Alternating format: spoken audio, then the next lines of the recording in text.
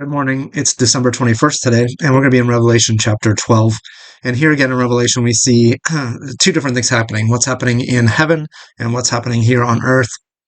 I'm not going to get into the timing of this, whether this is pre-trib, post-trib, mid-trib. I don't know. Don't really think that's the point of what's going on here. But John sees a vision. It is a sign that appears in the heavens, and there's a lot going on with it. And a lot of different ways probably to understand what's happening. But again, I think I'd like to focus on what's happening in heaven versus what's happening on earth. So this is what John says is happening in heaven, verse 10.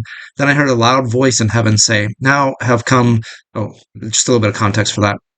Satan has been thrown down to the earth, hurled down. It says that an ancient serpent called the devil or Satan, who leads the whole world astray, he was hurled to the earth and his angels with him. So now to verse 10. Then I heard a loud voice in heaven say, "Now have come the salvation and the power and the kingdom of our God and the authority of his Messiah.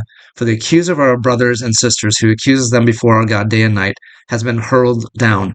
They triumphed over him by the blood of the Lamb and by the word of their testimony. They did not love their lives so much as to shrink from death. Therefore rejoice, you heavens, and you who dwell in them. But woe to the earth and the sea, because the devil has gone down to you. He is filled with fury, because he knows that his time is short." So in heaven there is rejoicing because the devil has been thrown down, and all of those who have died at his hands because of persecution or whatever, who've been martyred, are rejoicing that he has been thrown down to the earth and that his time is short. But at the same time, they look at the earth and say, "Woe to the earth." And it says this, verse 13, "When the dragon saw that he had been hurled to the earth, he pursued the woman who had given birth to the male child."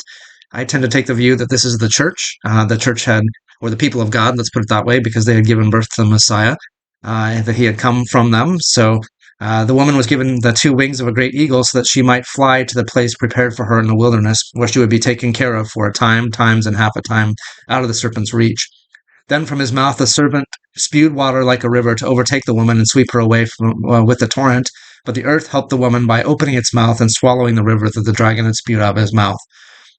Then the dragon was enraged at the woman and went off to wage war against the rest of her offspring, those who keep God's commands and hold fast to their testimony about Jesus. So these are obviously believers on the earth who are going to suffer at the hands of the devil who's been thrown down, but they are not without hope because they know that he is in his last days, and because he has been thrown down, he is overcome, he is defeated, and so there's nothing to fear in the long run from him. Even death won't be the end, and so they're able to rejoice in the midst of their suffering because they have that perspective. And it sure is nice to have the book of Revelation that tells us what our future is, so that we can have courage to endure whatever it is that God puts on our path in this life.